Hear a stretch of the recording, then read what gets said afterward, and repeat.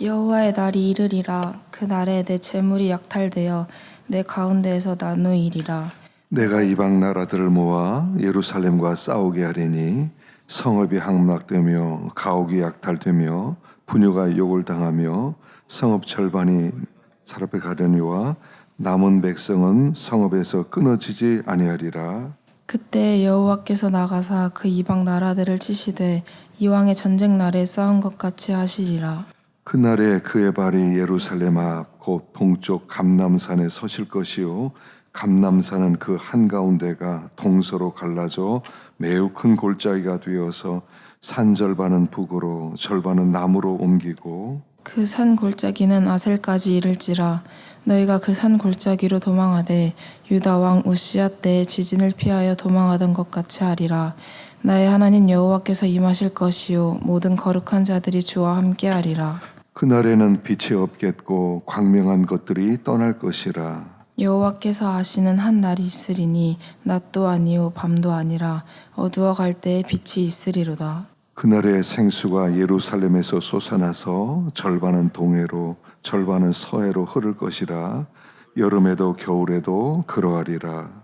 여호와께서 천하의 왕이 되시리니 그날에는 여호와께서 홀로 한 분이실 것이요 그의 이름이 홀로 하나이실 것이라. 온 땅이 아라바같이 되되 게바에서 예루살렘 남쪽 림몬까지 이를 것이며 예루살렘이 높이 들려 그 본처에 있으리니 베냐민의 물서부터 첫 눈자리와 성 모퉁이 문까지 또 하나넬 망대에서부터 왕의 포도주 따는 곳까지라.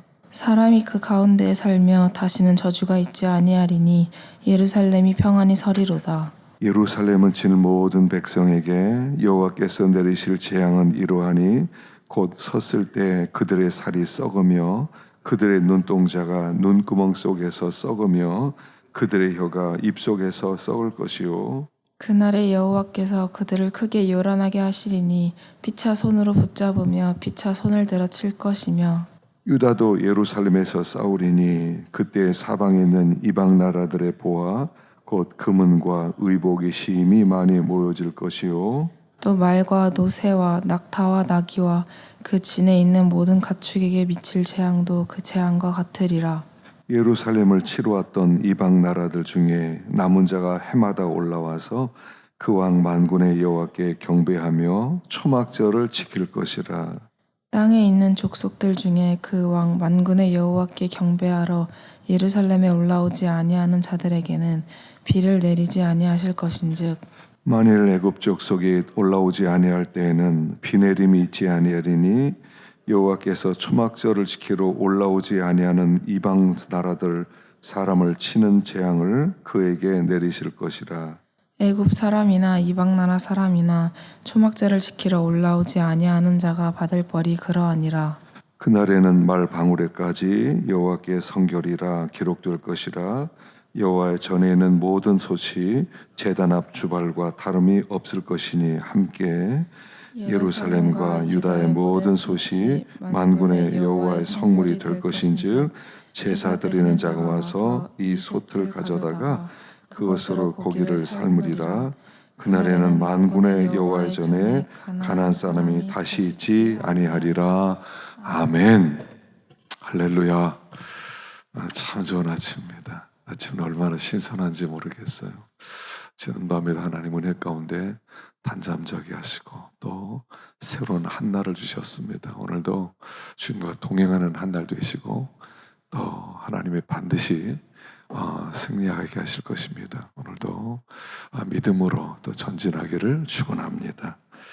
자, 여기 이 스가랴서 14장은 이제 참 이 스가랴서를 읽으면서 전 느낀 게 정말 놀라운 책이다. 정말 놀라운 책이라는 것을 다시 한번 알 수가 있었고요. 이 14장에 특별히 우리에 얼마나 큰 소망을 주는지 모릅니다. 그날이 되면 아마 14장을 그 제목으로 삼아서 설교하면 아마 제목은 그날이 되면일 겁니다. 그날이 되면. 자, 여호와의 날이 이를 것이라 그날에 그랬어요. 그날에 내 재물이 약탈되어 내 가운데 나누이리라.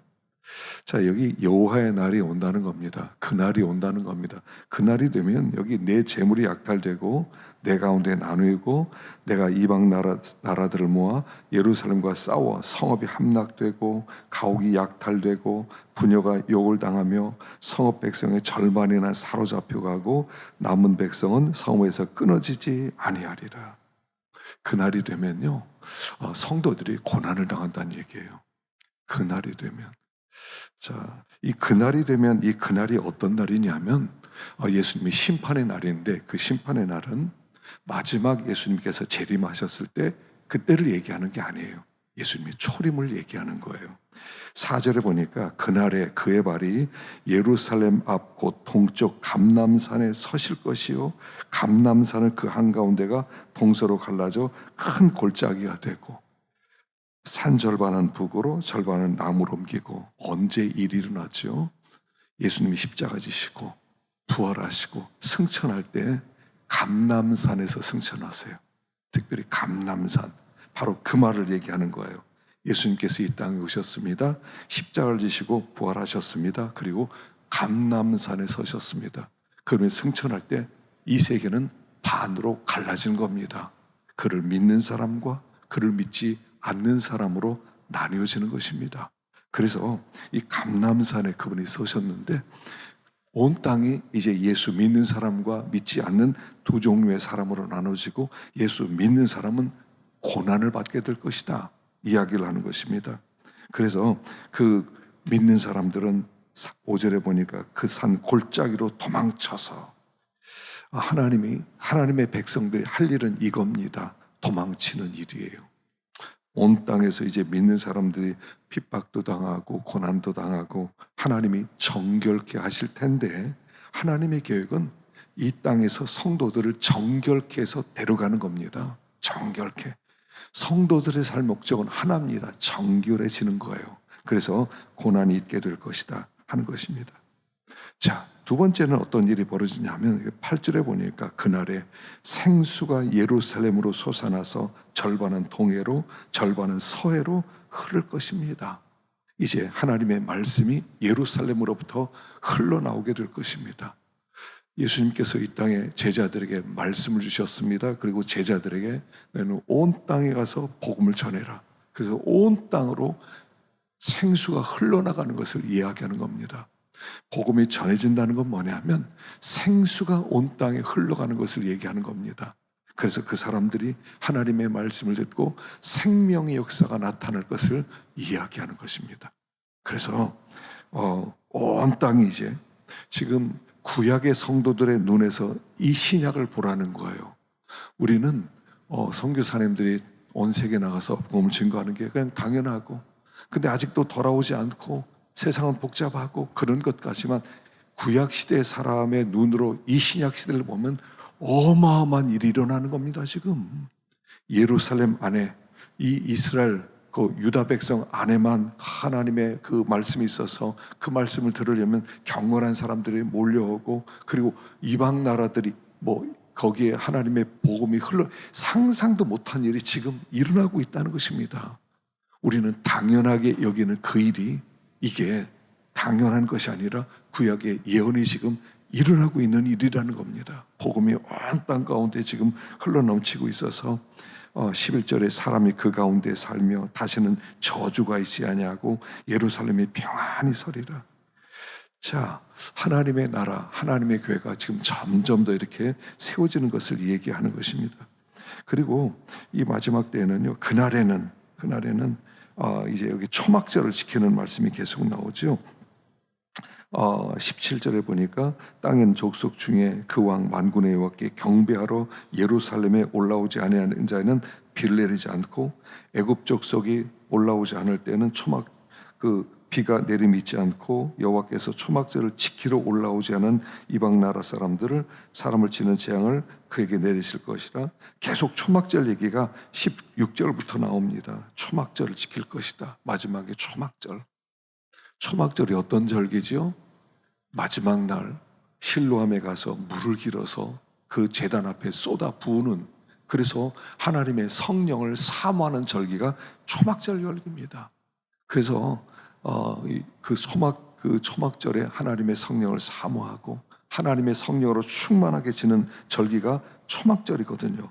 그래서 초막절을 지키러 올라오지 않는 자, 하나님의 성령과 관계없이 사는 자는 비를 모르고 살 거라는 거예요.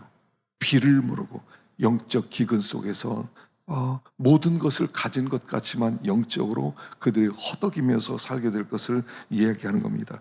그래서 하나님의 성령이 임하게 될 때 온 땅의 모든 것들은 다 거룩하게 될 것이다. 그래서 20절에 그날에 말방울에까지 여호와께 성결이라 기록될 것이다. 그리고 모든 솥이 제단 앞 주발과 다름이 없을 것이다. 자, 여호와의 성결이라는 것은 대제사장의 두건에만 쓰여져 있었던 글씨입니다. 그러니까 대제사장의 가장 거룩했던 두건, 여호와의 성결, 그게 말방울에까지 기록된다는 거예요. 하나님의 거룩이 온 땅에 퍼지게 될 거라는 거예요. 온 땅에. 그래서 하나님의 사람들이 가지고 있는 말도 거룩한 것이고 솥도 거룩해지고 모든 것이 하나님께 쓰여지는 거룩함이 온 땅에 가득하게 될 것을 예고하는 겁니다. 우리는 지금 그 놀라운 시대를 살고 있다는 것입니다. 온 땅이 거룩해요.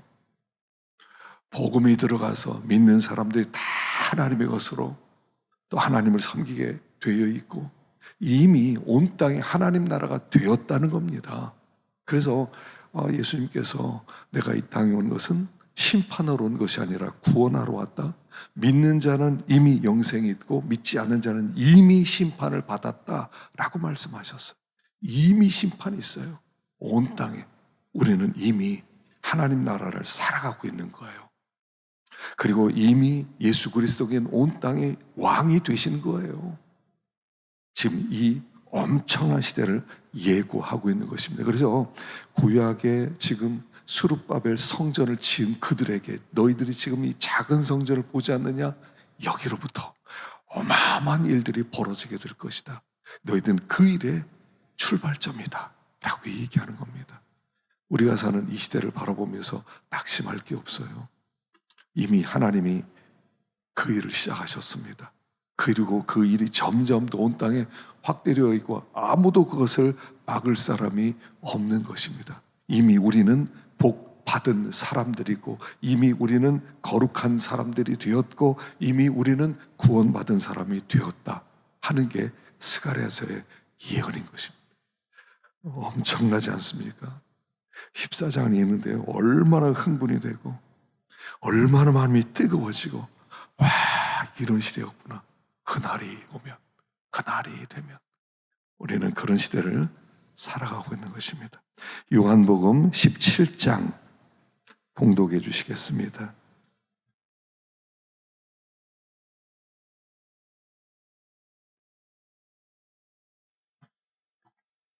예수께서 이 말씀을 하시고 눈을 들어 하늘을 우러러 이르시되 아버지여 때가 이르렀사오니 아들을 영화롭게 하사 아들로 아버지를 영화롭게 하게 하옵소서. 아버지께서 아들에게 주신 모든 사람에게 영생을 주게 하시려고 만민을 다스리는 권세를 아들에게 주셨음이로소이다. 영생은 곧 유일하신 참 하나님과 그가 보내신 자 예수 그리스도를 아는 것이니이다. 아버지께서 내게 하라고 주신 일을 내가 이루어 아버지를 이 세상에서 영화롭게 하였사오니 아버지여 창세전에 내가 아버지와 함께 가졌던 영화로서 지금도 아버지와 함께 나를 영화롭게 하옵소서. 세상 중에서 내게 주신 사람들에게 내가 아버지의 이름을 나타내었나이다. 그들은 아버지의 것이었는데 내게 주셨으며 그들은 아버지의 말씀을 지키었나이다. 지금 그들은 아버지께서 내게 주신 것이 다 아버지로부터 온 것인 줄 알았나이다. 나는 아버지께서 내게 주신 말씀들을 그들에게 주었사오며 그들은 이것을 받고 내가 아버지께로부터 나온 줄을 참으로 아오며 아버지께서 나를 보내신 줄도 믿었사옵나이다. 내가 그들을 위하여 비옵나니 내가 비옵는 것은 세상을 위함이 아니요 내게 주신 자들을 위함이니이다. 그들은 아버지의 것이로소이다. 내 것은 다 아버지의 것이요 아버지의 것은 내 것이온데 내가 그들로 말미암아 영광을 받았나이다. 나는 세상에 더 있지 아니하오나 그들은 세상에 있사옵고 나는 아버지께로 가옵나니 거룩하신 아버지여 내게 주신 아버지의 이름으로 그들을 보존하사 우리와 같이 그들도 하나가 되게 하옵소서. 내가 그들과 함께 있을 때 내게 주신 아버지의 이름으로 그들을 보존하고 지키었나이다.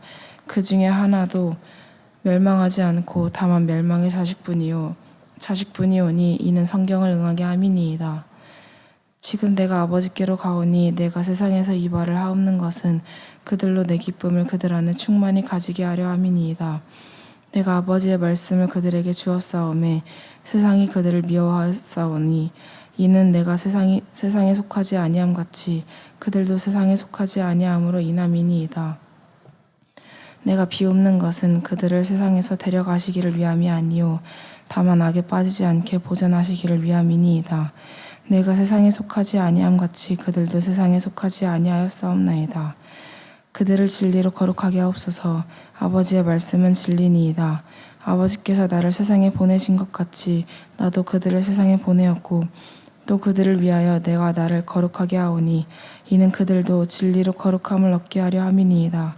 내가 비옵는 것은 이 사람들만 위함이 아니요 또 그들의 말로 말미암아 나를 믿는 사람들도 위함이니 아버지여 아버지께서 내 안에 내가 아버지 안에 있는 것 같이 그들도 다 하나가 되어 우리 안에 있게 하사 세상으로 아버지께서 나를 보내신 것을 믿게 하옵소서. 내게 주신 영광을 내가 그들에게 주었사오니 이는 우리가 하나가 된 것 같이 그들도 하나가 되게 하려 함이니이다. 곧 내가 그들 안에 있고 아버지께서 내 안에 계시어 그들로 온전함을 이루어 하나가 되게 하려 함은 아버지께서 나를 보내신 것과 또 나를 사랑하심 같이 그들도 사랑하신 것을 세상으로 알게 하려 함이로소이다. 아버지여 내게 주신 자도 나 있는 곳에 나와 함께 있어 아버지께서 창세전부터 나를 사랑하심으로 내게 주신 나의 영광을 그들로 보게 하시기를 원하옵나이다. 의로우신 아버지여 세상이 아버지를 알지 못하여도 나는 아버지를 알았사옵고 그들도 아버지께서 나를 보내신 줄 알았사옵나이다. 내가 아버지의 이름을 그들에게 알게 하였고 또 알게 하리니 이는 나를 사랑하신 사랑이 그들 안에 있고 나도 그들 안에 있게 하려 함이니이다. 아멘. 수고하셨습니다. 자, 1절에 보면 예수께서 이 말씀을 하시고 눈을 들어 하늘을 우러러 이르시되 아버지여 때가 이르렀사오니 아들을 영화롭게 하사 아들로 아버지를 영화롭게 하게 하옵소서. 여기 예수님은 언제 영광을 받으시냐면 십자가에서 영광을 받으셨습니다. 그래서 예수님의 영광은 뭐였냐면 내가 아버지를 영화롭게 하는 것이 그의 나의 영광입니다. 이렇게 고백하는 겁니다. 이제 때가 되었습니다. 십자가를 칠 때가 되었다는 거죠. 십자가를 치면 아버지의 이름이 영화롭게 됩니다. 내가 아버지를 이 땅에 알리는 가장 좋은 방법은 십자가를 치는 것입니다. 난 그것을 위해서 이 땅에 왔습니다. 예수님은 이 땅에 십자가를 지러 오셨어요. 근데 그 십자가는 뭐냐면 아버지의 뜻이에요. 그래서 아버지의 뜻이 십자가인데 십자가를 치면 아버지의 아버지 되심, 아버지의 사랑이 온 땅 가운데 나타나게 되었고 사람들이 하나님이 우리를 이렇게까지 사랑했구나 이렇게 알게 되는 것이 예수님께는 영광이었다는 거예요. 그래서 예수님은 영광의 기준을 이렇게 생각했습니다. 아버지를 높이면 그게 영광이다. 아버지만 드러나면 그게 영광이다. 그래서 예수님께서는 이제 내가 십자가 질 때가 되었습니다. 주님, 드디어 내가 하나님을 영광스럽게 할 때가 드디어 되었습니다. 주님, 아들 영광스럽게 해주세요. 십자가 잘 지게 해주세요. 그래서 아버지가 잘 드러나게 해주세요 라고 기도하시는 겁니다. 그리고 나서 그의 제자들에게도 똑같은 것을 주문하는 거죠. 우리들에게도. 자, 우리의 영광이 무엇입니까? 이 땅에 살면서 사람들은 자기를 영화스럽게 하기를 원해요. 사람들에게 알려지기를 원하고 내가 얼마나 괜찮은 사람이고 내가 얼마나 좋은 사람이고 나를 자꾸 드러내고 싶은 그런 마음이 있어요. 근데 언제 그 영광을 받습니까? 자, 여기 첫 번째는 이겁니다. 십자가 질 때예요. 십자가 질 때. 그래서 3절에 보니까 영생은 유일하신 참 하나님과 그가 보내신 자 예수를 아는 것입니다. 아는 것. 이 안다는 것은 안다는 것은 뭐냐면 체험적으로 아는 거죠. 지식적으로 아는 게 아니라 만나서 아는 것, 교제함으로 아는 것을 얘기해요. 그래서 언제 우리가 영생을 누리냐면 주소 들은 얘기 가지고 그리고 영생을 누리는 게 아니라 내가 그분을 교제하고 그분을 만나고 내가 그를 알고 그도 나를 아는 것, 이게 참 지식이죠. 그때 영생이 뛰놀아요. 영생이 뛰놀아요. 그렇게 되면 우리는 아버지를 영화스럽게 하는 사람이 될 수밖에 없다 하는 것을 얘기하는 거죠. 그래서 우리는 어떻게 하면 하나님을 알리지? 어떻게 하면 예수님을 알리지? 내가 만난 이 참 아름다우신 예수, 참 존귀하신 예수, 참 선하신 예수, 참 사랑이 많으신 이 예수를 어떻게 알리게 되지? 알리고 싶은 마음이 생기는 거예요. 그래서 그 주님을 알리기 위해서 십자가를 감당하는 것, 이게 우리의 영광 첫 번째라는 거예요. 두 번째는 우리가 아버지의 것 되었다는 겁니다. 6절에 세상 중에 내게 주신 사람들에게 내가 아버지의 이름을 나타내었나이다.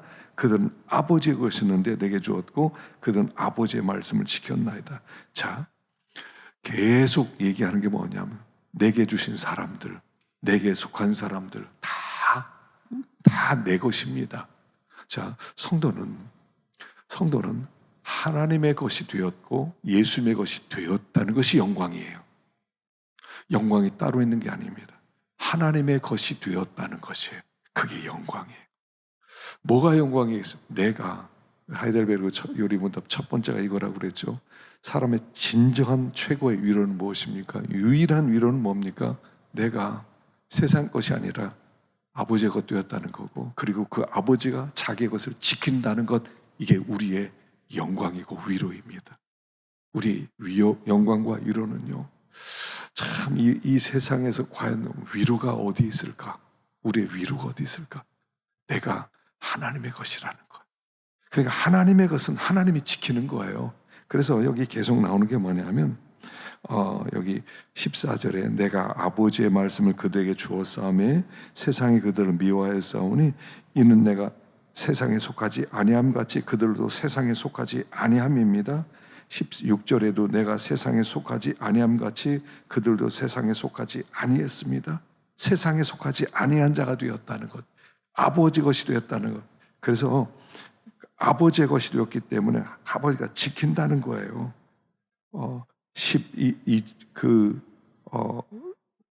12절에 내가 그들과 함께 있을 때 내게 주신 아버지의 이름으로 그들을 보존하고 지켰습니다.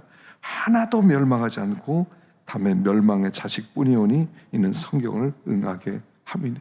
아버지의 것 되었다는 것 자체가 이미 영광이에요. 우리가 영광스러워 아버지의 것이니까. 그래, 아버지가 눈에 보이지 않지만 나를 지켜요. 어젯밤에도 지켜주셨고 우리의 인생길도 지켜주시고 구름기둥과 불기둥으로 나를 보호하시고 목자같이 인도하시고 아버지가 보호하시기 때문에 난 영광스러운 자예요. 그래서 내가 아버지의 소속이에요. 아무도 건드리지 못할 것입니다. 영광스럽습니다. 그리고 세 번째는 우리가 주님 안에 거해서 주님이 나를 땅에 이제 보내시는 거예요. 21절에 아버지요, 아버지께서 내 안에 내가 아버지 안에 있는 것 같이 그들도 하나가 되어 우리 안에 있게 하사 세상으로 아버지께서 나를 보내신 것을 믿게 없어서. 주님이 나를 보내셔서 23절에도 아버지께서 나를 보내신 것과 내가 그를 사랑하는 것을 알게 하옵소서. 또 25절에도 또 보내셨습니다. 또 나도 그들을 보냅니다. 아버지께 보냄받은 사람이라는 거예요.